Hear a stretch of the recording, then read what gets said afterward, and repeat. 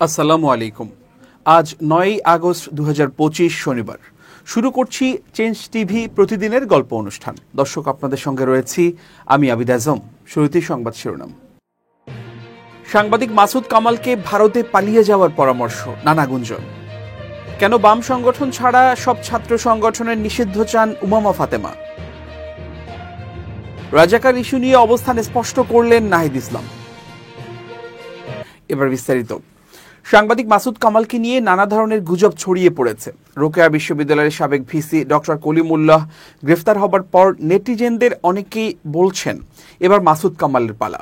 মাসুদ কামালকে হয় দেশ ছেড়ে বিদেশে রাতের আধারে পালিয়ে যেতে হবে, নইলে গ্রেফতার হতে হবে। শুধু তাই নয়, আওয়ামীপন্থী প্রবাসী লেখক ও কবি সাইফুল্লাহ মাহমুদ দুলাল তার ফেসবুকে লিখেছেন, মাসুদ কামালের গ্রেফতারের আশঙ্কায় তার আগাম জামিন প্রার্থনা করছি। একইভাবে আওয়ামী লীগ সমর্থিত নেটিজেনদের কেউ কেউ বলছেন, সাংবাদিক মাসুদ কামাল আওয়ামী লীগের পক্ষে কথা বলছেন বলেই তাকে গ্রেফতারের উদ্যোগ নিয়েছে সরকার। অন্যদিকে এই সাংবাদিককে কেউ কেউ পরামর্শ দিয়ে বলেছেন, আপনি বাঁচতে চাইলে দেশ ছেড়ে পালিয়ে যান। গোপনে সীমান্ত পাড়ি দিতে পারলে আপনি বেঁচে যাবেন। আপনি ভারতে গেলে সেখানেই নিশ্চয়ই আপনার গডফাদার নরেন্দ্র মোদী আপনাকে আশ্রয় দেবেন। মূলত ডক্টর কলিমুল্লাহকে নিয়ে সাংবাদিক মাসুদ কামাল সম্প্রতি একটি টকশো করেন। সেই টকশোতে ডক্টর কলিমুল্লাহ সরকারের বিরুদ্ধে নানা ধরনের স্পর্শকাতর তথ্য দেন। এর কয়েকদিন পর গ্রেফতার করা হয় তাকে। ফলে অনেকে ডক্টর কলিমুল্লাহর সঙ্গে মিলিয়ে মাসুদ কামালের গ্রেফতারের আশঙ্কা করছেন। তবে মাসুদ কামাল তার ইউটিউব চ্যানেলে জানিয়েছেন, তিনি সরকারের কাছ থেকে কোনো হুমকি পাননি। তাছাড়া আওয়ামী লীগের শাসন আমলে যেহেতু পালিয়ে যাননি, সুতরাং এখন কেন পালাবেন এমন প্রশ্ন রেখে মাসুদ কামাল বলেন, গুজব ছড়ানো হচ্ছে আমাকে নিয়ে, এগুলো ঠিক নয়। আমি দেশে আছি, দেশেই থাকবো।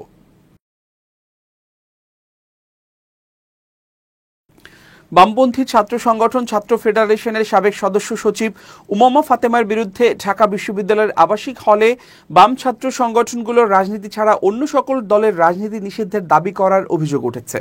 শুক্রবার ঢাকা বিশ্ববিদ্যালয়ের কবি সুফিয়া কামাল হলের অধ্যক্ষ বরাবর লেখা এক দরখাস্তে তিনি এ আবেদন জানান। এর আগে শুক্রবার সকালে ঢাকা বিশ্ববিদ্যালয়ের 18টি হলে ছাত্রদল আহ্বায়ক কমিটি ঘোষণা করে। এ ঘটনায় হলে থাকা অনেক শিক্ষার্থী ক্ষোভ প্রকাশ করেছেন। কারণ গত বছরের 17 জুলাই হলে সকল প্রকারের রাজনীতি নিষিদ্ধ করা হয়। এরপর থেকে হলে রাজনীতি থাকবে কিনা কিংবা এর কাঠামো কেমন হবে তা নিয়ে বিশ্ববিদ্যালয় প্রশাসন নতুন কোনো সিদ্ধান্ত নেয়নি। কবি সুফিয়া কামাল হলের প্রধ্যক্ষকে দেয়া দরখাস্তে উমামা ফাতেমা লেখেন, কবি সুফিয়া কামাল হলে আমরা গত বছরের 17 জুলাই সম্মিলিত আন্দোলনের মাধ্যমে প্রশাসন থেকে এই মর্মের প্রতিশ্রুতি নিতে সমর্থ হই যে সুফিয়া কামাল হলে সকল ধরনের রাজনীতি, ছাত্রলীগ, ছাত্রদল, শিবির, বাকশাস নিষিদ্ধ থাকবে। গত এক বছরে শিক্ষার্থীদের সাথে প্রশাসনের এই চুক্তি বলবৎ ছিল, কিন্তু এরই মধ্যে কতিপয় সংগঠন গুপ্তভাবে তাদের সাংগঠনিক কার্যক্রম পরিচালনা করেছে হলে।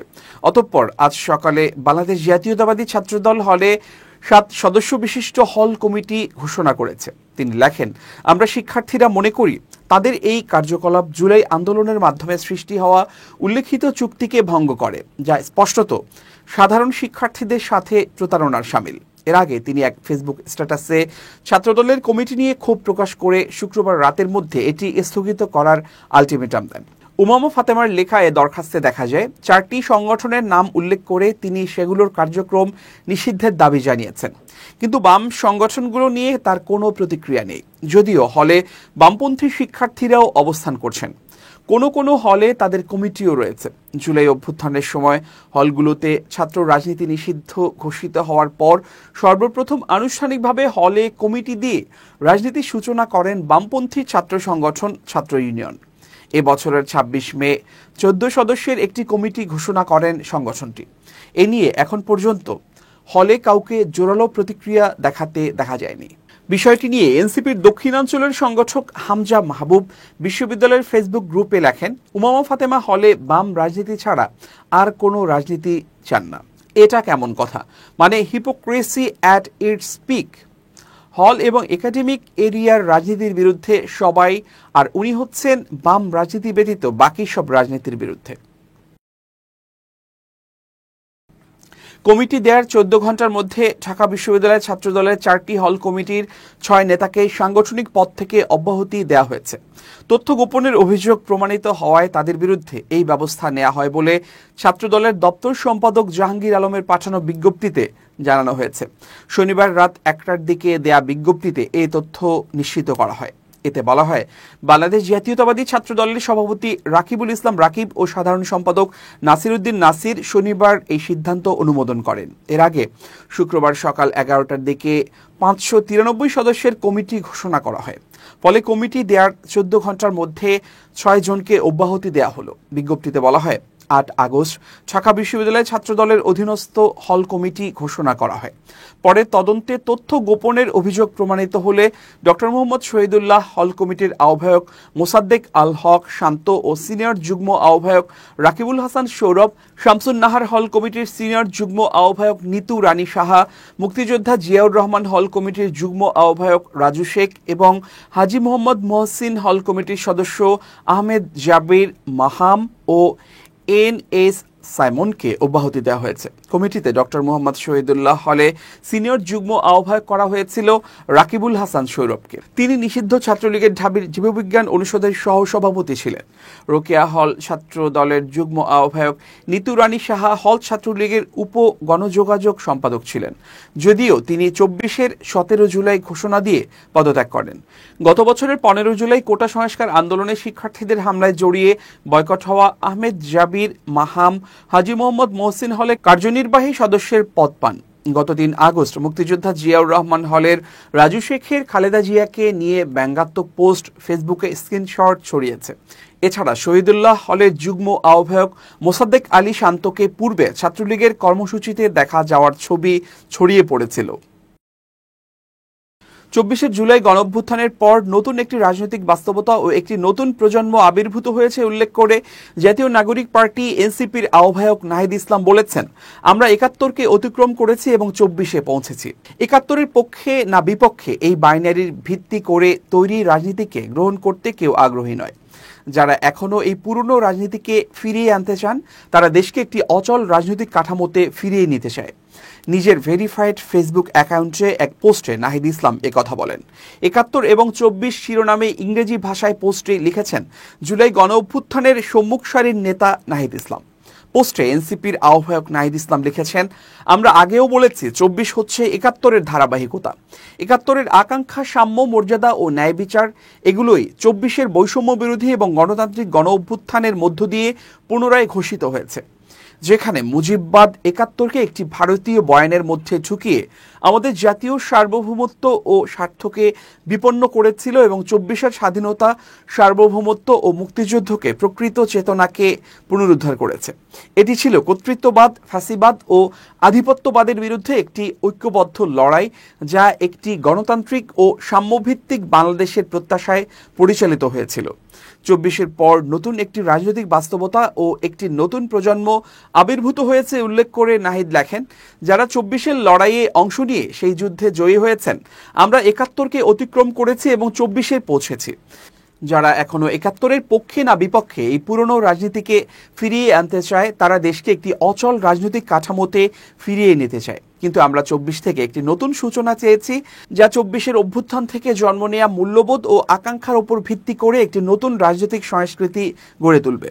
নাহিদ লিখেছেন, রাষ্ট্র ও সমাজকে ঐক্যবদ্ধ ও গণতান্ত্রিক করার জন্য মুজিববাদ এবং সব ধরনের কর্তৃত্ববাদী ও ফাঁসিবাদী শক্তিকে পরাজিত করাই আমাদের দায়িত্ব। এই প্রজন্ম ইতোমধ্যে 71-কে অতিক্রম করে এসেছে। 71-এর পক্ষে না বিপক্ষে এই বাইনারির উপর ভিত্তি করে তৈরি রাজনীতিকে গ্রহণ করতে কেউ আগ্রহী নয়। 71 ইতিহাসে থাকবে রাষ্ট্রের একটি ভিত্তি, সম্মানজনক একটি নীতি হিসেবে, কিন্তু সেটি আর রাজনৈতিক বৈধতার উপর আধিপত্য করবে না।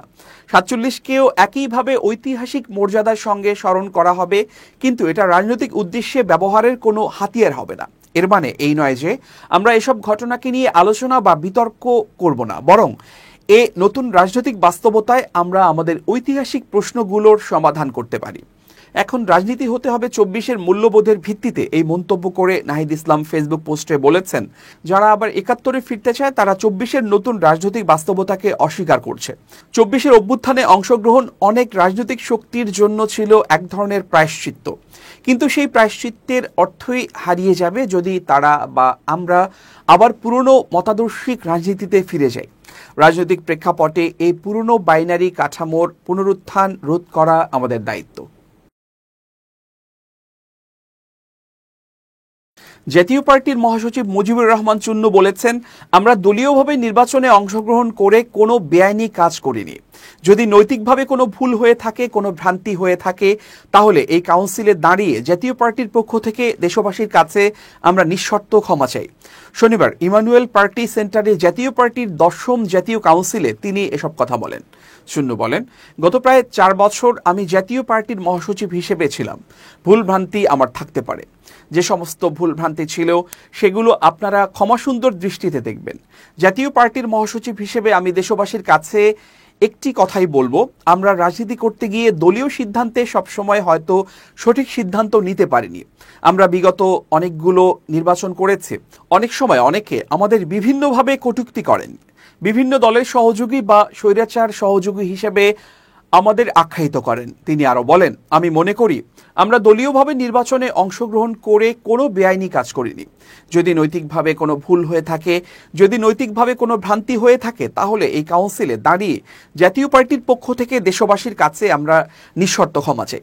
জাতীয় পার্টির একাংশের মহাসচিব বলেন, আমরা সব রাজনৈতিক দলকে অনুরোধ করব, জাতীয় পার্টি শান্তিপূর্ণভাবে রাজনীতি করার দল। জাতীয় পার্টির একটি আধুনিক গণতন্ত্র মানা মডার্ন ডেমোক্রেটিক পার্টি। আমরা দেশের মানুষকে নিয়ে এগিয়ে যেতে চাই। সব নিয়মকানুন আইন মেনে আমরা এই কাজগুলো করব। সেই জন্য বাংলাদেশের সব রাজনৈতিক দল, সরকার সহ সবার কাছ থেকে সহযোগিতা চাই। জাতীয় কাউন্সিলের প্রধান অতিথি হিসেবে উপস্থিত রয়েছেন জাতীয় পার্টির চেয়ারম্যান আনোয়ার হোসেন মঞ্জু। কাউন্সিলের সভাপতিত্ব করেন দলের ভারপ্রাপ্ত চেয়ারম্যান ব্যারিস্টার আনিসুল ইসলাম মাহমুদ। এবার খুব জরুরি ১ মিনিট জানাচ্ছেন ইউনেস্কো ক্লাব পুরস্কার বিজয়ী সাংবাদিক আমিরুল মোমিনিন মানিক। খুব জরুরি ১ মিনিটে প্রত্যেককে আমন্ত্রণ। প্রিয় বন্ধুরা, আমরা অনেক সময় বিভিন্ন জনের কাছ থেকে প্রতারিত হই, বা ধরুন ভুয়া পুলিশ, ভুয়া দুদক কর্মকর্তা, ভুয়া আইন শৃঙ্খলা বাহিনীর সদস্যরা আমাদের কাছে এসে প্রতারণার ফাঁদ পাতে। সেই জন্যে আইডেন্টিটি কার্ড এটি খুবই জরুরি একটা বিষয়। যে কেউ যখনই আপনাকে চ্যালেঞ্জ করবে বা আপনাকে প্রশ্ন করবে, আপনার কাছে এসে কিছু চাইবে বা সহযোগিতার উদ্যোগ নেবে, তখন আপনি যাচাই বাছাই করবার জন্য তার আইডেন্টিটি কার্ড চাইতে পারেন। আপনার মনের মধ্যে যদি কোনো সন্দেহ তৈরি হয়, তাহলে নিকটস্থ থানা অথবা পুলিশ ফাঁড়িতে যোগাযোগ করে আইনি সহায়তা পেতে পারেন। সতর্ক থাকুন, সাবধান থাকুন, নিজের জীবনকে নির্বিঘ্ন করুন এবং অন্যকেও এই তথ্যগুলো জানান। ভালো থাকবেন, শুভেচ্ছা নিরন্তর। এবার দেশের বাইরের খবর। ইসরায়েলের গাজা দখলের পরিকল্পনার কড়া সমালোচনা করেছে সৌদি আরব। দেশটির পররাষ্ট্র মন্ত্রণালয় এক বিবৃতিতে জানিয়েছে, গাজা উপত্যকা দখলের সিদ্ধান্তকে তারা সবচেয়ে কঠোর ভাষায় নিন্দা জানাচ্ছে। রিয়াদ অভিযোগ করে, ইসরায়েল অবরুদ্ধ গাজায় ফিলিস্তিনিদের অনাহারে রাখা, নৃশংস আচরণ এবং জাতিগত নিধনের মতো অপরাধ চালিয়ে যাচ্ছে, যা মানবাধিকার ও আন্তর্জাতিক আইনের স্পষ্ট লঙ্ঘন। সৌদি আরবের এই প্রতিক্রিয়া এমন এক সময় এসেছে যখন আন্তর্জাতিক মহল ইসরায়েলের গাজায় পূর্ণ দখল পরিকল্পনা নিয়ে উদ্বেগ প্রকাশ করেছে এবং তা বন্ধের আহ্বান জানাচ্ছে। এদিকে ইসরায়েলের পরিকল্পনার তীব্র নিন্দা জানিয়েছে ইরাকের পররাষ্ট্র মন্ত্রণালয়। এক বিবৃতিতে ইরাকের পররাষ্ট্র মন্ত্রণালয় জানিয়েছে, এই পদক্ষেপ গাজায় নিরপরাধ মানুষের বিরুদ্ধে ইসরায়েলের ক্ষুধার নীতি বাস্তুচ্যুত করা এবং গণহত্যার নীতির অংশ, যা যুদ্ধাপরাধ হিসেবে গণ্য হয় এবং এজন্য আন্তর্জাতিক জবাবদিহিতা নিশ্চিত করা উচিত। ইরাক ফিলিস্তিনি জনগণের অবিচ্ছেদ্য অধিকার, বিশেষ করে জেরুজালেমকে রাজধানী করে স্বাধীন রাষ্ট্র প্রতিষ্ঠার পক্ষে তাদের দৃঢ় সমর্থন পুনর্ব্যক্ত করেছে। একই সঙ্গে আন্তর্জাতিক সম্প্রদায়কে আইনগত ও মানবিক দায়িত্ব পালনের আহ্বান জানিয়ে অবিলম্বে এসব লঙ্ঘন বন্ধের দাবি জানানো হয়। দর্শক, শেষ করছি প্রতিদিনের গল্পের আজকের গল্প। changetv.press, বাংলাদেশের ইউটিউব জার্নালিজমের অগ্রদূত। ভিজিট করুন এর ওয়েবসাইট www.changetv.press, ইউটিউব youtube.com/changetvpress এবং সাবস্ক্রাইব করুন চ্যানেলটি। নিয়মিত লাইক, কমেন্ট ও শেয়ার করে আপডেট রাখুন নিজেকে। ভালো থাকুন, নিরাপদে থাকুন, শুভেচ্ছা নিরন্তর। changetv.press, এক ফোঁটা হলুদও নেই।